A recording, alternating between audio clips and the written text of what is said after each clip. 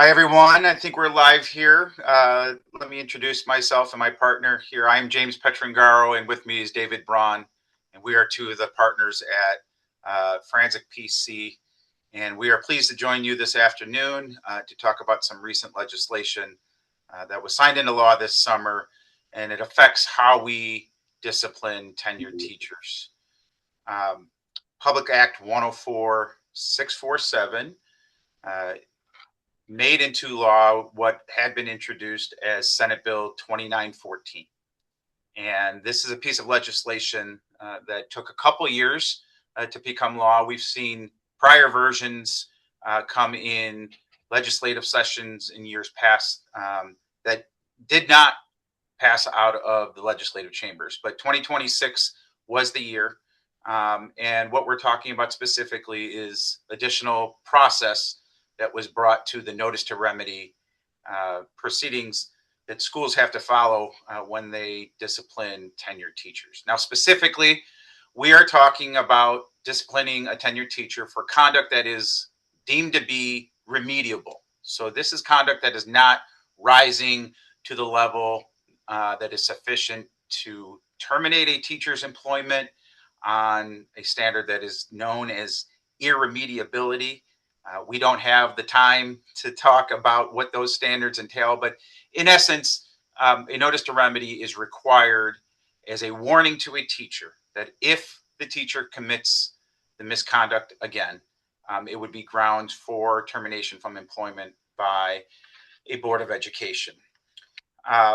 So to kick things off here, I'm going to ask David to summarize kind of the key takeaways from the law as to the changes that it brings to the process for issuing a notice to remedy. Yeah, so I think it's important to note that nothing in the law changed anything about the substantive standard about what is or is not remediable. And to that end, the law really has three specific features of things that have changed. First, a notice to remedy must now include specific written findings detailing the misconduct engaged in by the teacher. Now, I'd argue that's probably not much different from how we've been doing it before, but there's a mechanism for challenge that's new, and so it's going to make getting those right extremely important. A tenured teacher must now be provided an opportunity to respond to the findings for that in that written warning, either in person or in writing before the board. And then third, they're going to have an opportunity to address those findings in that written warning through binding arbitration to challenge the board's ultimate determination. And it's that third piece, that challenge to binding arbitration, that makes this change so significant, because in the past, notice to remedy was sometimes relied upon by a board that wasn't sure whether they were going to be able to win a penultimate dismissal of a tenured teacher to avert sort of the litigation process that might ultimately result. Now that's been subjected under this law to final and binding arbitration. And so we're going to need to analyze as we walk through those, the drafting of those things, how strong the case is and what that case is going to look like. I also think it's important to note here that you don't want to wait to deal with this for the first time when you have a teacher who's subject to a potential notice to remedy, because there may be things that intercede along the way, such as to the extent that we have a new procedure, you may start to hear that procedure affects terms and conditions of employment, and that means potentially a demand to bargain. And so getting a policy into place now, getting your procedures into place today, helps you address any conduct which might not only just occur this year, but might occur at some point over the course of the year so that we're not dealing with all these procedural changes while we're also trying to address a teacher's misconduct with a union that's already locked into a position of defending this teacher rather than coming up with a fair process at the outset. Uh, James, I think at this point it's probably good for us to discuss what must be included in that findings report. Yeah, and I think addressing why that findings report is going to be so pivotal in this process makes sense before we kind of get into the nuts and bolts of the report itself. With the teacher's ability to ultimately challenge the board's decision to issue a notice to remedy before an arbitrator, to take this decision to binding arbitration, we have to expect that each notice to remedy we issue is going to be potentially subject to review by an arbitrator. And so we want all the I's dotted, we want all the T's crossed. We want to be able to present the entire process to the arbitrator in a hearing one day as being thorough, fair, and addressing specifically the pieces of misconduct that the teacher has been found to have committed. I also want to note just briefly, because while we assume or we will prepare that every notice to remedy we deliver or Board of Education delivers will be subject to arbitration, of course, that's not going to happen. Many will never get there. And in fact, the teacher's right to respond to the administration's findings of misconduct is completely discretionary by the teacher. The teacher can choose to respond in writing or before the Board of Education, but it's not a mandatory part of the process. It is every bit the teacher's right to respond, but they can waive that right. So I first want to put that out there. Some teachers may just accept that they committed the misconduct, accept the notice to remedy, and move forward without the challenge. But if they do respond, we want to certainly be prepared one day for arbitration. So in that administrator's report of findings, here's what we recommend be included. First of all, there should be a clear summary of the report or the allegations that were brought forth against the teacher. Sometimes those allegations come from third parties, sometimes from out of the school kind of organization altogether, if it's a parent or community member complaining. Sometimes our investigations are begun because a supervisor or HR identifies that there's been some misconduct. And so it's begun, or its genesis is through our own identification and observations. We want to complete a thorough investigation, and in that report, summarize investigation. Identify the number of witnesses that were interviewed, the thoroughness of the investigation, include any documents, forms, tangible evidence that was part of the investigation. You know, that's typically going to involve emails or correspondence. It might involve surveillance video. It might include data from one of the dozens or hundreds of educational programs that school districts use and apps. Anything that we substantively rely on to make the findings that this teacher has committed misconduct, we want to make sure are summarized and included in that report. And if they're pivotal to the report, let's attach them as exhibits. The report should make recommendations to the board that a notice to remedy be issued. The report should identify with some level of specificity the board policy, the provision from the collective bargaining agreement, the supervisor's directive, whatever the rule is that's been violated by the teacher. We want to make sure that we are clearly identifying that in the report so that there's no question that this teacher had prior notice of the rule or the policy or directive and yet violated it, serving as grounds to recommend the notice to remedy. And then ultimately, that report of findings should include notification to the teacher of their right to respond to the findings. And that right per the statute is to respond in writing or before the Board of Education in person. We are taking the position as counsel for you that it is best to require that the response be in writing. We want to create a record that can one day be shared with the arbitrator, so the arbitrator has a clear understanding of the process that was used at the administrator's level in investigating the misconduct, issuing the findings, and then ultimately what the teacher's position is. And so we are of the opinion that if the teacher requests to respond, and if the teacher wants ultimately to respond in person before the Board of Education, that a written response be required as part of that process. David, the statute does not define a timeline for a teacher to kind of make this election to respond to the notice to remedy. What is your suggestion as to a fair timeline that administration can deliver to the teacher to make sure that we have something in place as far as when they can ask for that response? Yeah, so James and I have had a lot of discussion about what's this actually going to look like when we get to hearing, and also how did we get here in the first place? How do we end up with this bill? And the answer is fairness, right? The answer is concerns, whether right, wrong, or indifferent, from the legislature that we had not provided sufficient fairness to employees before this process was completed.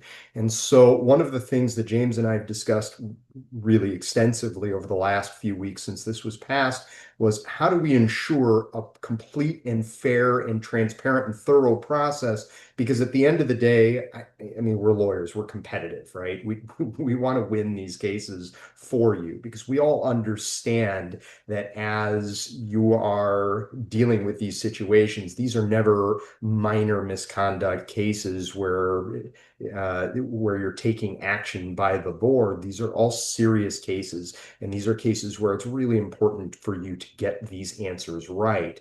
And so to that end, we think a lot about how do we demonstrate that the process was fair to an arbitrator. And I think that a lot of times we feel pressure to get this situation resolved quickly because of the pressures of operating in a school environment. But I think this is probably a good place for us to remember that these are serious things that we're holding people accountable for. And so it requires a serious and fair process. And that means two things. One, as James just discussed, a really thorough investigative report that identifies all the things that happened, how we investigated, what people said, when they said it, what they were responding to, and what information they had and supplied, and then a fair process for that teacher to respond to that. And so to that end, giving them a week, 7 calendar days, is fair for a lot of reasons. One, a full week, 7 calendar days incorporates a weekend when they're not at work,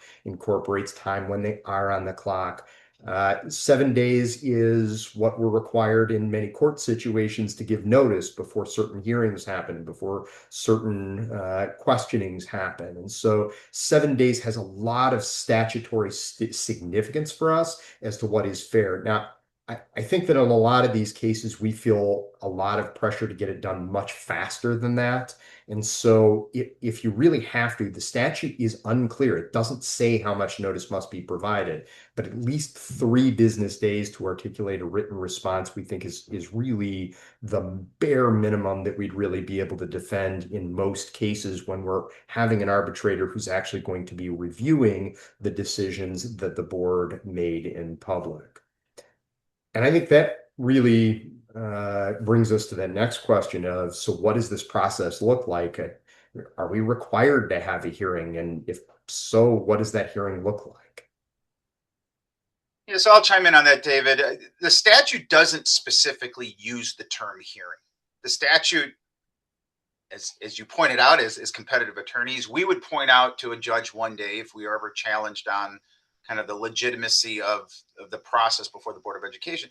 The statute simply says that the teacher must be provided an opportunity to, quote, respond to the findings that the administration delivers.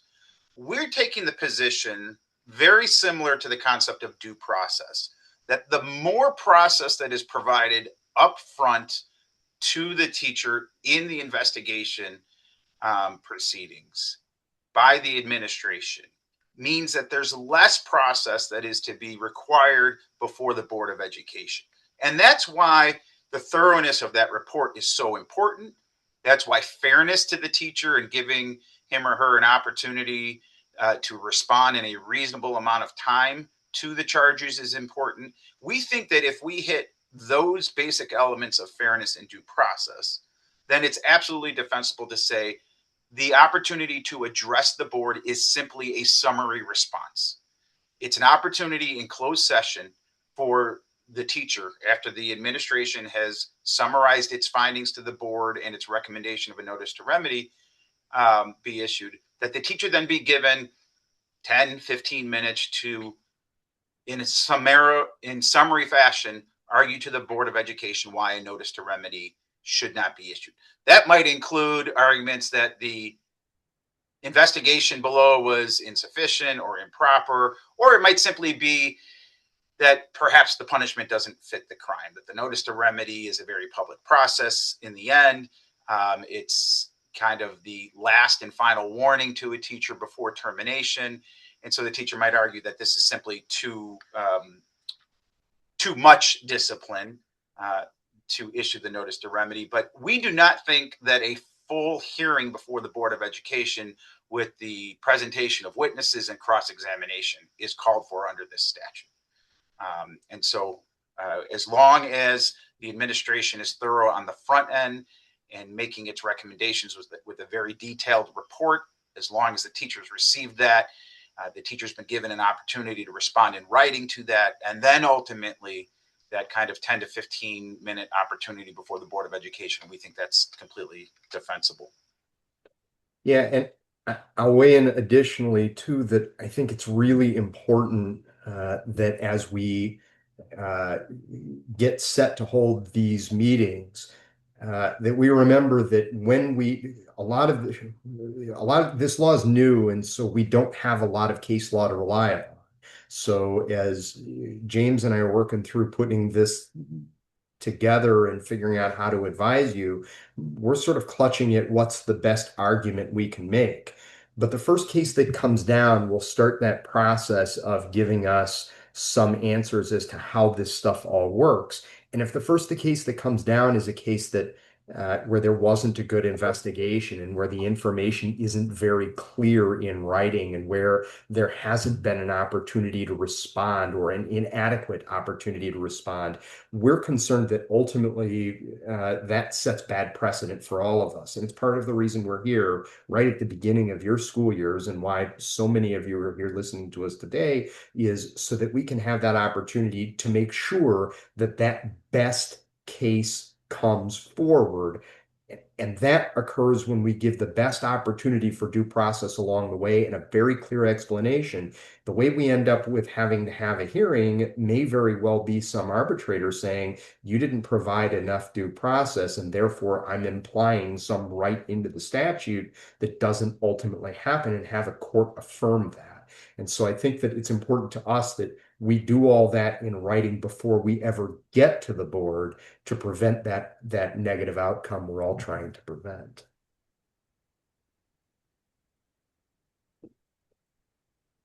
So I think that brings us to how we actually get to binding arbitration. The statute says that the exclusive bargaining representative can bring this to arbitration if there is an exclusive representative. So to the extent that you've got a union, the union is the only one that can bring it forward. If you didn't have a union, which is very rare in Illinois these days for teachers, then that teacher can bring it individually. But generally speaking, the teacher is prohibited from bringing it individually if there's a union, but they have 10 days to do so after receiving the board's decision.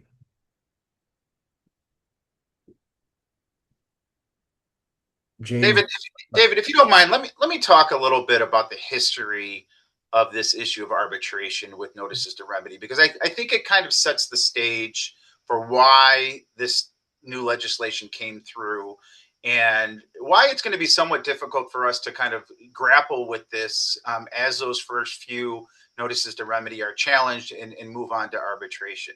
So, some of you administrators out there have been working long enough that you'll remember the early days of notices to remedy. But 30 years ago, there was a case that went all the way to the Supreme Court in Illinois, where the teacher tried to grieve the issuance of the notice to remedy under the collective bargaining agreement, arguing that the notice to remedy violated the collective bargaining agreement.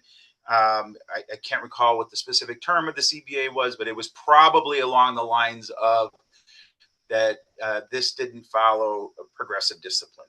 And the Supreme Court determined that no, the notice to remedy provision of the school code that the legislature created was effectively a non-delegable duty. It was a duty that was placed in the hands of a board of education, and the board's issuance of a notice to remedy could not be subject to an arbitrator's review because under the statute, the legislature didn't contemplate that that would ever happen. The court recognized that this was a right that was in the school code, that in a duty that was charge of boards of education in the school code. This was not a creation of labor law.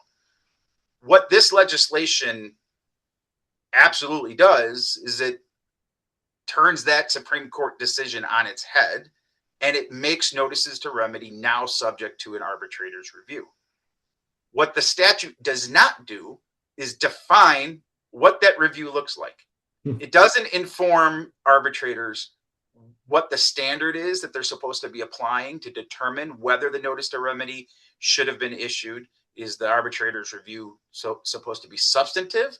Is it supposed to be just reviewing that procedure was followed? It really gives, our concern due to its vagueness is it gives the arbitrator wide discretion to determine whether this notice to remedy was properly issued. We have great concerns with this law because effectively it elevates an individual arbitrator over the will of a publicly elected 7-member board of education. That's what the statute seems to do here, without putting any kind of guardrails or giving any kind of specific direction or guidance to arbitrators as to what it is they're supposed to be reviewing. And that's why we're coming to you today advising and recommending that your process below be as thorough as possible, be as fair as possible, so that we can remove as many of the arguments that the union may bring one day before an arbitrator to say, this thing was a sham. It was pushed through in 2.5 days. The teacher wasn't given an opportunity to reasonably respond. It went to the Board of Education. The board didn't know what they were reviewing. They never received any kind of detailed findings from the administration. And all of a sudden, we're trying to defend against all of those procedural arguments. If we follow the process and are detailed along the way, we believe it's going to put this case in the best position possible to defend that decision before the arbitrator. And then we will really be able to put the pressure on the arbitrator to say, it doesn't matter if you individually believe that in a close call, this case, this notice to remedy shouldn't have been issued. Defer to the judgment of the Board of Education. There's all kinds of case law out there that says that, judges and courts should not be the 8th member of the board, and that great deference is to be given to boards of education. We will make those substantive arguments to the arbitrator, but our position substantively is enhanced only if we've procedurally followed kind of all of these steps that we're recommending. One thing to note is that the statute identifies that the costs of arbitration are to be split 50-50 between the parties. So the union is to bear half of the cost, the board is to bear half of the cost. David, can you speak to the kind of practical effects that arbitration is going to have on the issue of notices to remedy, given that it takes so long to find an arbitrator and then to ultimately line up those hearings? Yeah, I mean, in my experience, arbitrations don't happen fast. That's not something that you can prepare for in 15 days and be ready to go. Getting an arbitrator to have availability to hear the case usually takes 3-4 months. Selecting the arbitrator usually takes a month. Getting the case prepared takes some time. And then, of course, getting everybody together on a schedule that actually works for everybody, or the teacher can be off for the day and the union has availability for that day and your lawyers have availability for that day. It's a 6 or 9 month process just to get the thing scheduled. And then you have the hearing, and then briefing afterwards, and then waiting for the arbitrator to make their decision. By the time you're done, I mean, you're 9 to 18 months out before you actually have a decision.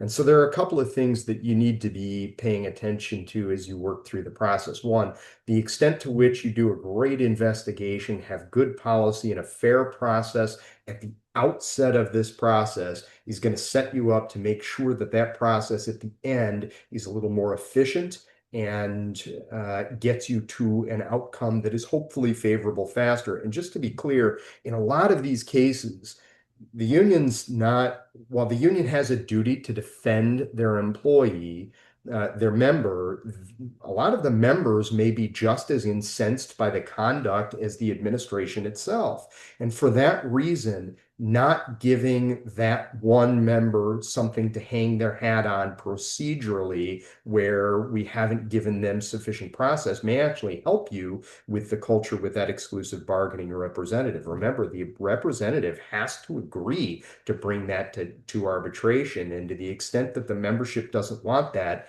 and there is no rational basis to bring it forward, it gives us a better impact. Second, arbitrators don't necessarily, not all of them are lawyers. Not all of them have any background in education. A lot of them are industrial and labor relations professors. And that is, James mentioned a case out of Northern Illinois a little while ago that said that notice to remedy was not subject to arbitration. The union there had tried to bring it under a just cause provision in the contract. Lots of us have just cause in our contracts, and the court said, no, no, no, it can't go under just cause. There's a different standard for tenured teacher discipline and dismissal.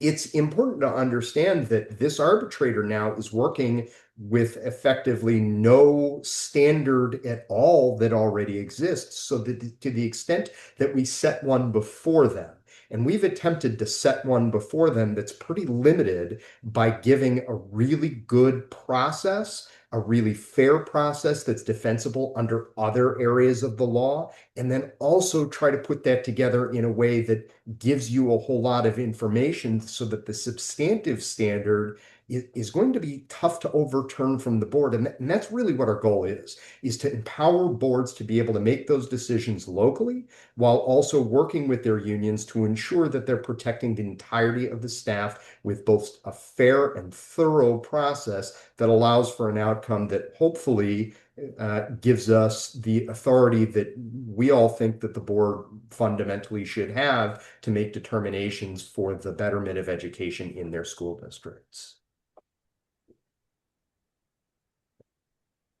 So we've discussed today the importance of a thorough investigation, notices that are to be required or to be provided to the teacher along the way, the opportunity that the statute provides to the teacher to respond in writing, and ultimately to request an in-person opportunity to respond to the Board of Education.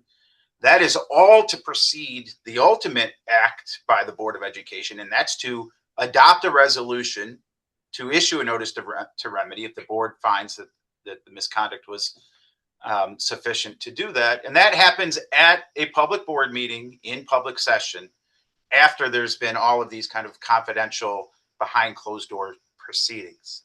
After the notice to remedy is issued, the decision, the notice itself, can be effectively appealed to an arbitrator. There's a lot of process that this statute brings. We here at Franczek have been hard at work at putting together a suite of documents for your district to use. Everything from a new policy identifying how the process will work before the Board of Education to administrative procedures, template documents and notices and report templates. We have that all prepared for you so that your district is ready to issue a notice to remedy if that occasion happens this school year or some point in the future. David, why might a school district want to move quickly in getting those policies and procedures in place as opposed to waiting 6 or 8 months for the first notice to remedy to kind of come in? So we've had lots of discussion about this as a very broad team of attorneys that represent districts from the largest districts in Illinois down to the smallest districts in Illinois. And we've tried to draft these things in a way that account for districts of all size and a fair process that would work regardless of whether you're the single superintendent, uh, teacher, principal, janitor, bus driver, everything, or whether you're a manager with 23 assistant superintendents beneath you in 26 buildings. We've tried to be mindful of all different sizes. It's important to recognize that there are also all different shapes of unions that represent schools as well, and all different types of unions that may come up. The union has a duty called a duty of fair representation. And when there's somebody who is at issue, they have a duty to take all action they can within reason to ensure that they protect a fair process for that person. And what is fair when there's a person who's on the hook may be very different from the theoretical what is fair for everyone. And so to the extent that we can get those policies into place now, one, we're going to give ourselves a good opportunity to have that discussion along the way and to build that fair process without a particular person that we're trying to set up roadblocks to prevent process for.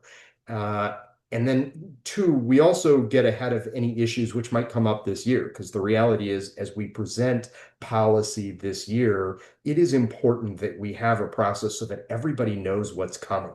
Because in the event we have somebody this year who meets a notice to remedy, that we have to issue that notice to remedy, if we haven't set forth what that's going to look like, there's at least some risk that by the time we get there, we're all trying to figure it out as we go, and we may be subject to all those bargaining issues that we see when we make changes to what our process is that at this point are guided by statute. We're required to make the changes, but we start to see those demands to bargain because you've made a change and now we want to talk about that. That can slow the process way down. It may prevent certain changes that you wish to make.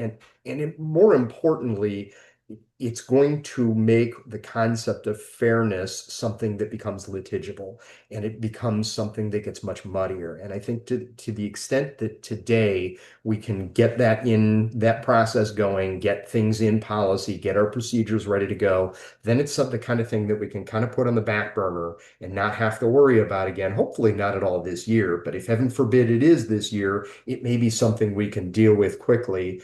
And if it doesn't happen this year, then it may be something that's much more set in stone and better understood by people down the road so that we don't have to make changes as the train is going down the tracks like we frequently did over the last 5, 6 years.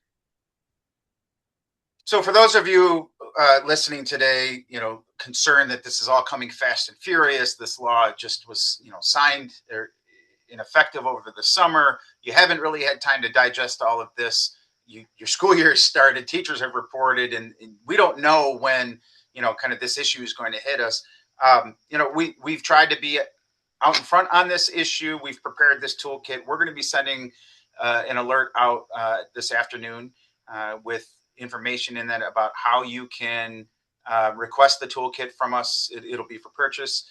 Sam, our administrator who's helping run the Zoom today, if you have the link available and can throw it in the chat, please do so. But otherwise, please, for those of you that are out there wondering how you can access information related to the toolkit, look for that alert to come out today.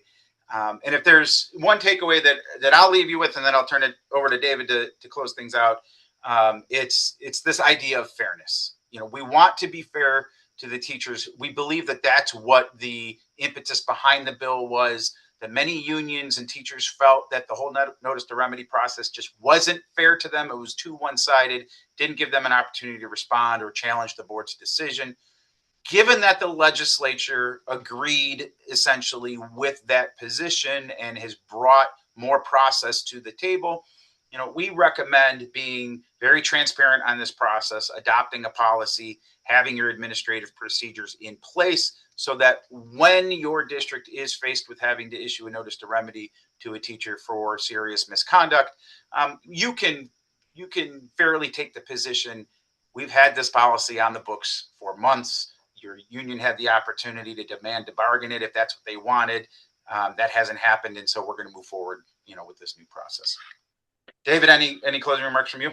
Take us home. Yeah, I'll echo what you said, that this process is about fairness. Thanks to our friends at the School Management Alliance at IASB and IASA and IASBO, we spent some time reviewing some of the hearings that occurred and listening to the questions of the legislators. And one of the things that struck me was that legislators had not been through the process necessarily, so they didn't necessarily understand how it worked before. But the stories that were told, again, right, wrong, or indifferent, were stories about people not having an opportunity to confront the evidence, not necessarily about what the evidence showed. And so one of the things that I think that we can reflect on, and that I've been trying to be self-reflective on, is to what extent over time have we kind of rushed to get that outcome done, so that if heaven forbid it happened again, we can say from a liability standpoint, we acted, and so now, we can't be charged with being deliberately indifferent. And one of the things that I think that we need to be mindful of is finding that balance between acting with deliberate intent to get the thing moving, all deliberative speed, but also making sure that we don't allow those same facts to go back before a legislator and be told that, look, this is why we need to change the statute because they weren't doing anything fairly. Again, to the extent we can put all of that stuff in writing, it really does give us a good defensive basis to prevent some of that bad litigation that we've suffered in the past. With that, thank you everybody for coming. We really do appreciate it, and we hope that what we've talked about has been helpful to kind of take some of the mystique out of the statute, and also that we can be helpful along the way as some of these issues come up. Anything else, James? No, I think we hit all the highlights here, and thank you to all. And we know that we're going to be speaking with many of you in the coming weeks about this process. So please don't hesitate to reach out to us. The link to the toolkit is in the chat, and we'll be setting out that alert this afternoon as well. So thanks. Thank you. Bye-bye.